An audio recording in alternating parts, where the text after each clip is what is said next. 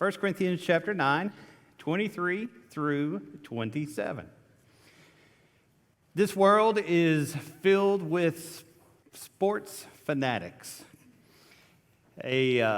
Something that every person in the state of Kentucky should feel is getting to go to Rupp Arena and hearing the roar that is there and feeling the power that's there. Now, let me apologize to my Vanderbilt fans and my Louisville fans because they're great places to go as well. But there's a lot of places it's neat to go and see that many people. Several years ago, I took my sons to Dallas. We went to a Monday night football game to see the Cowboys. And as we went there and watched, I remember the game started, and I thought about how parking was $80, and I thought about how much those tickets cost, and how much the drinks cost, and the food cost. And I thought, I've just spent my whole retirement. I really hope they win this game. And they did win. It's rare, but they did win for that game. But it's amazing, as I was sitting there looking across, there were over 100,000 people in that one building to watch those people play that game. And it's amazing how much we get caught up in sports and how big of a deal it is for so many folks. Many years ago, I remember staying up. One of the football teams I liked was playing on the West Coast. It was a college team. And so their game back then didn't start, at least in the place where I lived, which was, this time zone, till about 10 o'clock. And I stayed up and watched the game till 1. And near the very end of the game, one of the players fumbled. And when he fumbled, the other team picked it up, ran it back, and my team lost. And that next Sunday, I wanted to preach hellfire and brimstone. And I was just depressed, and I was sad. And then I thought, you know what? I've just let an 18-year-old ruin my life. And sometimes we get so caught up in sports and what these people who have never heard of us, don't even know us, wouldn't know if we were watching their game or not. We get so caught up that, it's a big deal. It's a big deal for us. Well, as you and I look in our Bible, let's go to our next slide. What you're going to notice is the Bible talks about athletics quite a bit. Paul especially appeared to be somebody who loved to watch and talk sports. He's the guy who, if there were church buildings back then, would be sitting in the foyer talking about the game the night before church. He talked about sports a lot. He talked about boxing. He talked about racing. He talked about marathon running. He talked about throwing. He was really into the sports of that day. And so when you read in the New Testament, there's over 50 references. If you're wanting to be a little bit loose with it, you could say there's over 100 references. There's 50 specific references to sports throughout Scripture. And over, the writers, whether it be Paul or it be John or it be Peter, they apply what they saw on the ball field to what you and I are doing in the church and to the Christian life that we're living today. So it's an important thing, and it's an important concept for us to bring across and to see.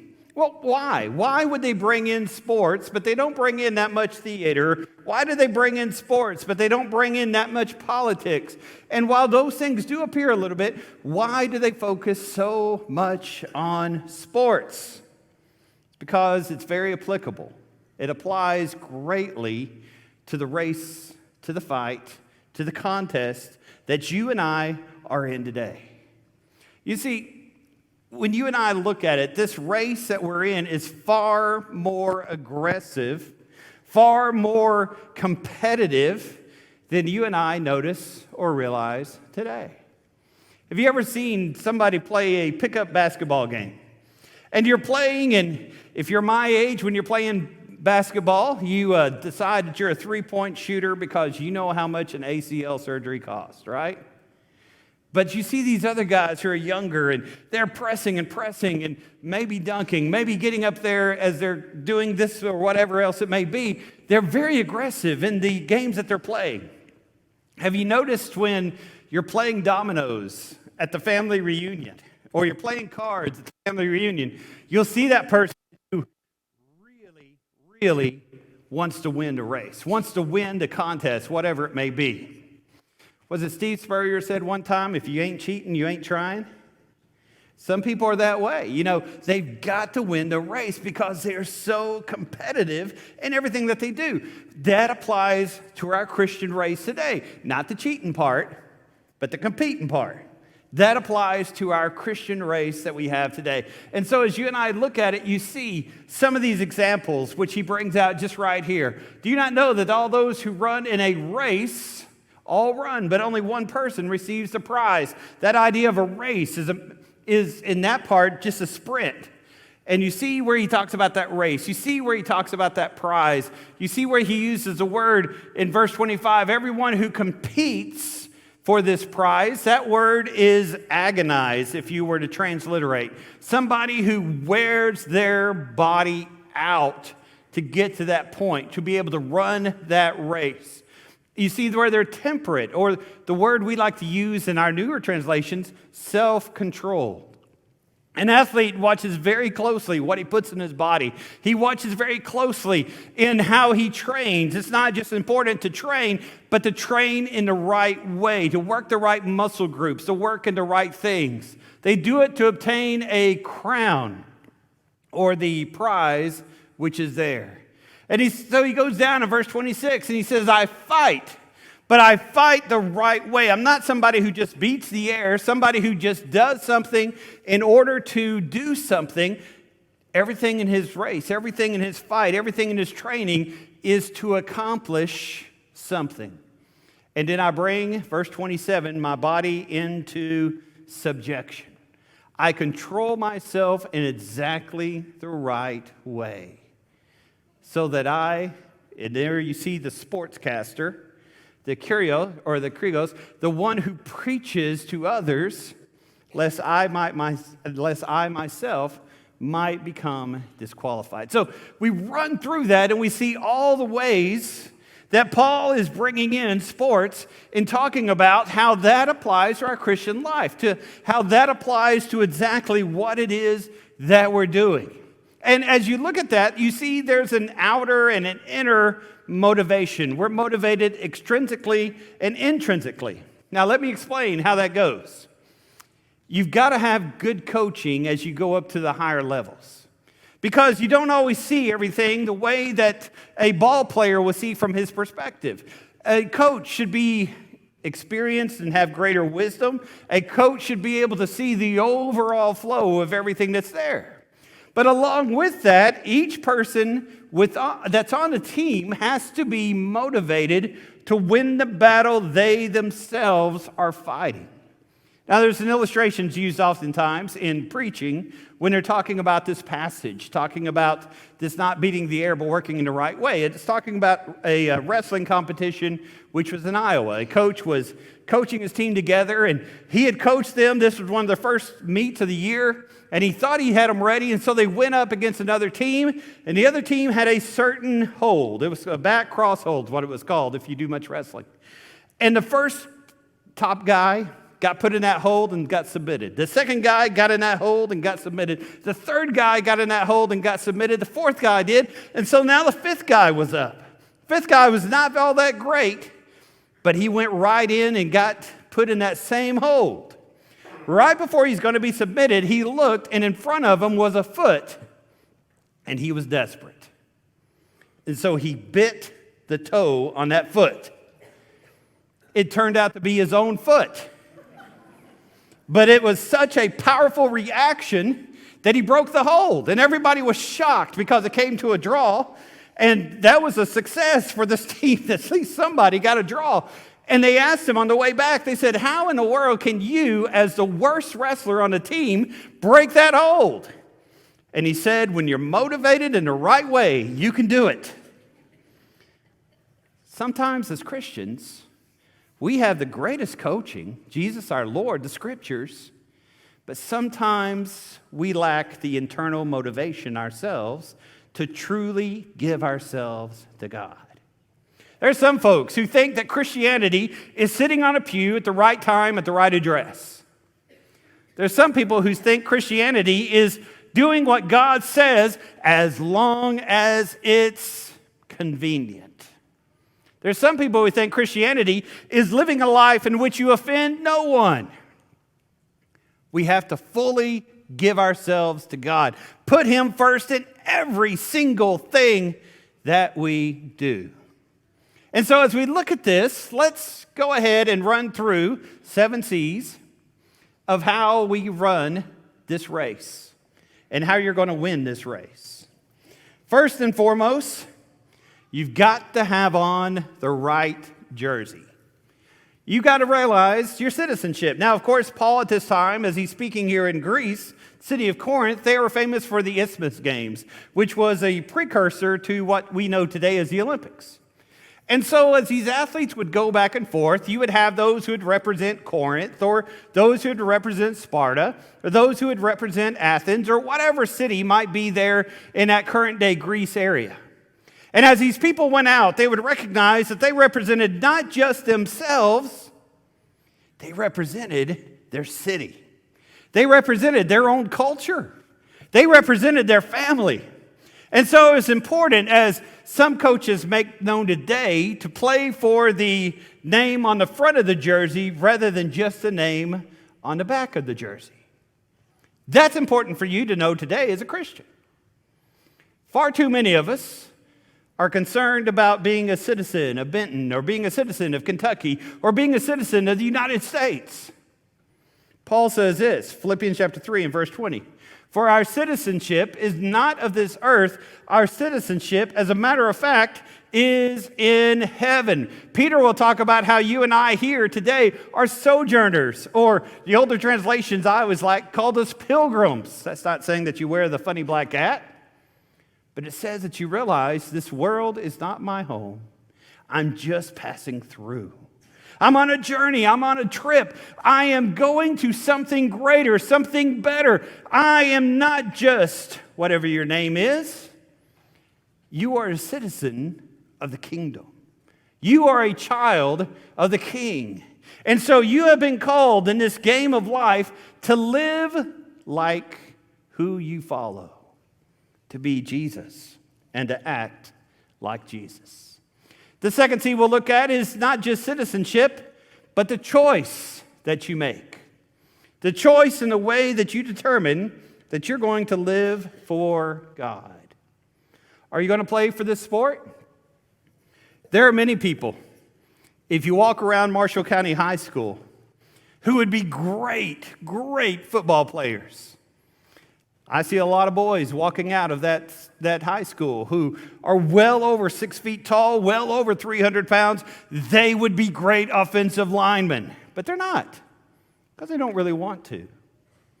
You see some people who would be great basketball players, or great volleyball players, or great soccer players, but they just are not really into it. They like video games. They like hanging out with other people. I remember talking to one person one time. He was a cheerleader, and I was sort of making fun of him. This was back when I was in high school, and he said, you're on the bus with football players. Look who I'm on the bus with. Maybe he had a point there. He made a choice about who he was going to be with, who he was going to stay around. What's your choice? What's your choice? Jesus went to Peter in Matthew chapter 4, verse 19, looking at these successful fishermen. He said, follow me, and I will make you fishers of men. What did they do? Look there in verse 20. They dropped their nets immediately, and they began to follow Jesus. They made a choice. That choice changed their whole life. That choice changed their identity. That choice determined who it was that they were going to be. When you and I entered through these waters of baptism, we made a choice. Every day when you get up out of bed, you make a choice of who you will be and of how you will live and what you will place in your priority. What is your choice? Number 3, are you coachable? Coachability. Will you receive coaching? How many of us in watching basketball have seen the guy who can score 50 points a game, but because he hogs the ball and because he refuses to play defense, his teams hardly ever win? How many of us see somebody who has so much talent in this world, who has everything, it looks like it's given to him on a silver platter, and yet he's never successful because he will not take advice. He is not coachable. When you play on a team, when you play in sports, there's certain times you have to give up your identity and give it to the team. You have to give up your needs or your feelings or your desires so that the team can do better. 1 Timothy chapter 2 and verse 5. An athlete, Paul says, cannot win his fight, cannot win the race unless he follows the rules. Back in the last century, there was a man who won the New York Marathon, and he did it in record time. And everybody was amazed because he was not even listed in the rankings. He had qualified to run the race, but nobody thought he was that good. And so when he crossed the finish line, everybody was amazed. Out of nowhere, he had won this race. Then they looked closely, and the dude wasn't sweating. And they began looking back and kind of tracing some things. And, about mile 6, he took a taxi. Yeah, he won and got disqualified. How many Christians today look like they're winning? They look great on that pew. To the outside, everything looks right, but their hearts really aren't given to Jesus. They're not following the rules. They're not really coachable, are they? Number 4, competition. To succeed in the race, you've got to be competitive. You've got to be competitive. Are you willing to fight? Are you willing when it's hot, when it looks like things aren't going well, when you're tired, when you're uncomfortable? Are you willing to stand up and keep going? When things aren't going the way they should and you don't feel like you want to feel, are you still competitive? Now, when I talk about this idea of competitive, I'm not talking about that pridefulness that comes through some people where they're always like, yeah, I'm going to win every race and I'm better than you and all these other people. I'm talking about those folks who know that they're in this and it's a fight of their lives. Who is it that you compete against? The Lord did not place me here to compete against the elders, to compete against the other preachers, to compete against the deacons, to compete against the people on the end of my pew. The Lord put us on this earth to compete against Satan. For we do not, Ephesians 6:12, for we do not wrestle against flesh and blood, but against principalities, powers, the forces of darkness. The Lord put us here not to compete against one another, but to compete against Satan, to compete against the world, and most importantly, to compete against ourselves. My job is not to compare myself to brother so-and-so or sister so-and-so. My job is to compare myself to who I used to be, and in God's grace, step forward to be today more than I was in time past. To be what God wants me to be in whatever situation that brings me to. That brings us to our next one. Beyond competition, concentration. Oh, this is one I have trouble with. How focused are you in the race of life? Do you ever get to the point where you think, man, I've done enough for God. I've fought enough. I taught a class of 5-year-olds for 3 years, I've been there. Got some PTSD from that.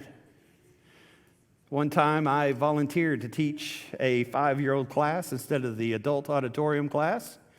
And I sure came back to the adult auditorium class. I would sing to them, I would dance, I would play, and they laid their heads on the table and slept. It was worse than preaching. When you think about concentration, how focused are you? Are you focused or are you fragmented?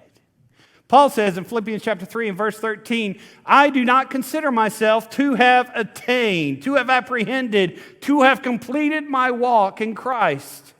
But there's one thing I do. Forgetting those things that are behind, I reach forward. I press on to that which is laid in front of me for the sake of Jesus Christ. Paul was focused.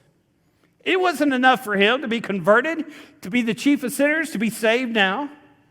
It wasn't enough for him to plant a few churches in Asia Minor, to plant a few churches in Europe. He always, as long as he lived, wanted to press on, wanted to accomplish more, wanted to repay the Lord for the work that God had done for him. But number 6, castaway, caution. You got to be careful. You have got to be careful. You ever see the person on the team that is so adamant, that is working so hard that they begin to foul, and they have 3 fouls in the first half, and now they've got to sit? You ever see the lineman or somebody on the football team who is trying so hard to block and trying so hard to win the game himself that he keeps getting called for holding or false starts? Be cautious in your Christianity. In verse 27, he says, I work hard. This is 1 Corinthians 9. I work hard that after all this, I may not become a castaway. I may not be someone who all this work has been done in vain. I like in this area of the sermon to look at Colossians chapter 3 and verse 15. And that tells us that in all things, let the peace of God rule in your heart. Know that God has given you the winning plan. Know that if you give yourself to Him and use your talents for Him, that is enough. You will win the race and you will do well. And number 7, compensation. Whatever Christianity cost you, it's worth it. Some people say, but Christianity makes it hard on my family because my family doesn't want me to be a Christian. It's worth it to give yourself for God. Some people say, well, it's hard to advance in my job. If I want to be a Christian and if I live like a Christian, I sure won't fit in. It's worth it to be a Christian. Some people say, I've got a lot of desires. I've got a lot of temptation. I face a lot of stumbling blocks. I've had a lot of people who have hurt me and who have offended me. It's hard to be a Christian. Those who follow the faith of God will find it to be worth it. In Philippians chapter 3 and verse 8, Paul writes, Indeed, I also count all things for loss for the excellence of the knowledge of Jesus Christ my Lord, for whom I have suffered the loss of all things, because I count the things of this world as rubbish, that I might gain Christ. And so, as we look at this, Paul is looking at the world in which he lived in that day. And it was a big deal, these games, to win this race. Go ahead and go to our last slide. It was a big deal to win that race in that first century. I mean, these guys in the first century would sometimes run naked because they didn't want anything to hold them back. These guys in the first century sometimes would abuse their bodies and mutilate their bodies, whatever they could think of in that day that they thought would help them run faster and be stronger and whatever it may be. Why? You won that crown, first of all, you didn't have to pay taxes. That's pretty awesome right there, isn't it? If you won that crown, you received adulation. Everybody loved you. Everybody exalted you. You had a life ahead of you which looked great. Everybody who won that race felt like they were a success. But Paul says, take a step back. It may be good to win the race here on earth, but that race in heaven is a much bigger deal. You and I are going to a land where there's no more hurt, no more sorrow, no more pain, for no more tears, for those former things have passed away. You and I are headed to a place which Jesus has prepared especially for us, John 14. You and I are going to a place where we will be with the Lord forever.